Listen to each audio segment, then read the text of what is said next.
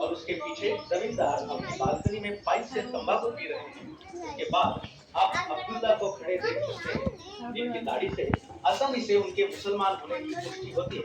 पिंकी, एक नवयुवक लड़की, गहरी सांस लेकर कुदरत की सुंदरता का एहसास ले रही है। यहाँ पर एक कैथलिक महिला लिली सफेद लहराता गाउन पहनकर अपने पालतू कुत्ते के साथ टहलने जा रही है।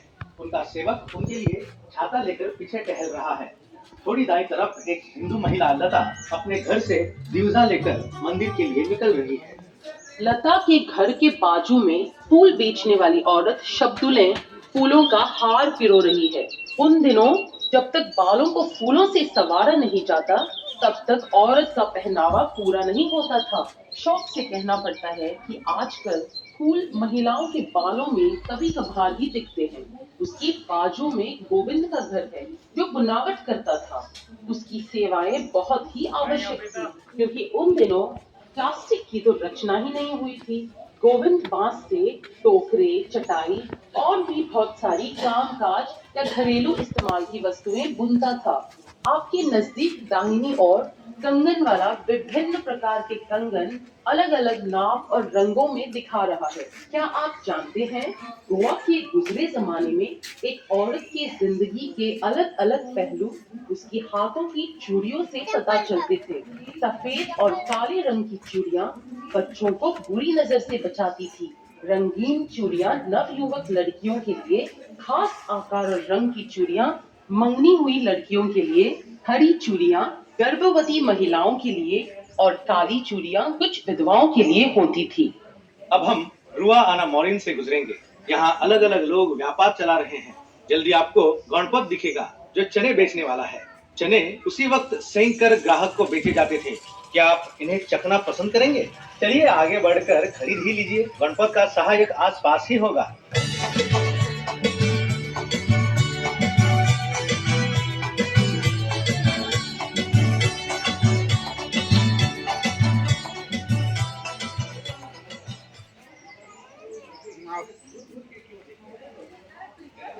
के घर के पीछे इस स्थल के जो घर है, उसमें आनंद रहता है।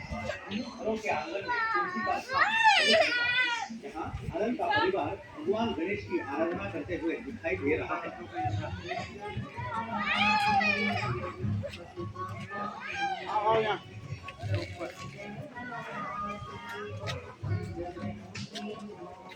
और कीजिए, बालकनी का एक हिस्सा रसोई घर में बदला हुआ है, जहाँ त्योहार में भेंट होने वाली सारी मिठाई तैयार की जा रही है।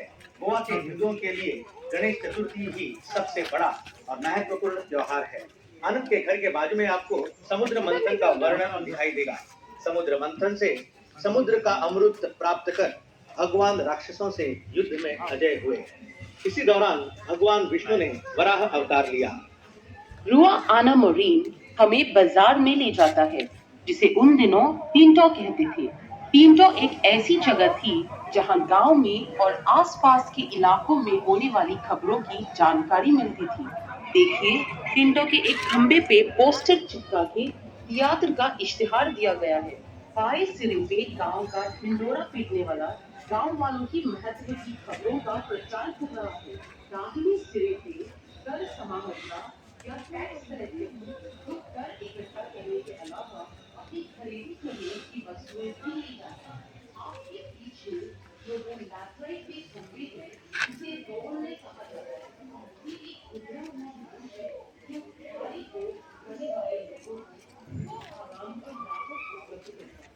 कोई भी गुजरता व्यक्ति अपने सिर के बोझ को मचान पर खर्च कर 2 पल आराम करके वापस बोझ को सिर पर डाल के आगे बढ़ सकता था। ये मिल के पत्थर का काम भी करते थे। आपकी बाई और कुछ सीढ़ियां चढ़ के आप हजाम काशीनाथ के पास पहुंचेंगे। काशीनाथ या तो पेड़ की छाव में या टीलों के अंदर बैठकर आदमियों के बाल और दाढ़ी बनाता था। गोवा में हजाम की एक और बहुत ही जरूरी भूमिका होती थी, शादी के जोड़े बनाने की और कई बार कहानियां सुनाने की भी। आगे बढ़ें और वो 2 सीढ़ियां चढ़कर डोना मरिया के आंगन में प्रवेश करें।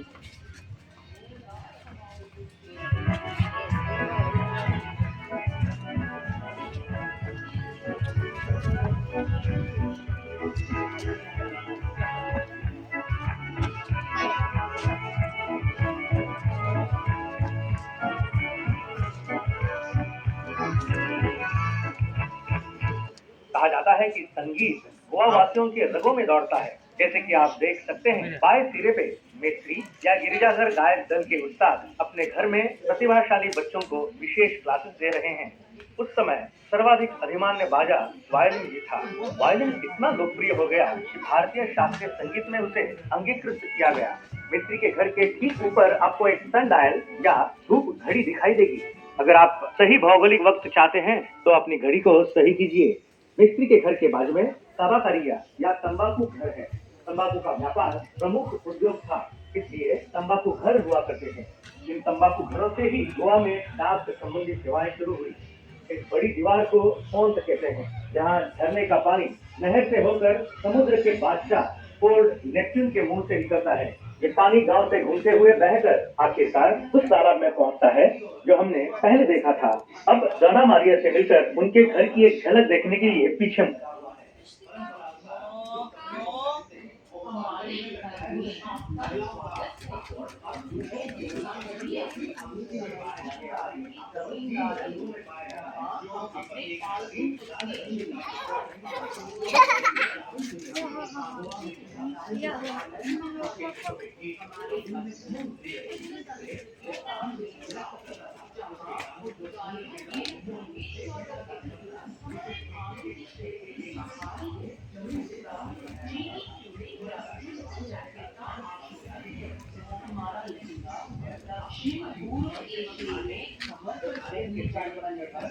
सलों का अनुकलन है और उसे थोड़ा सा भारतीय टच देने के लिए हमने कंधे पर दुपट्टा ओढ़ रखा है।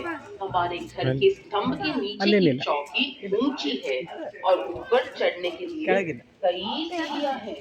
इससे घर को बुलंदी मिलती है और बाकी पड़ोसियों को बैठकर गपशप उड़ाने की जगह भी। आप देख सकते हैं कि कुआं हमारे घर की रसोई का हिस्सा है, ताकि हमारी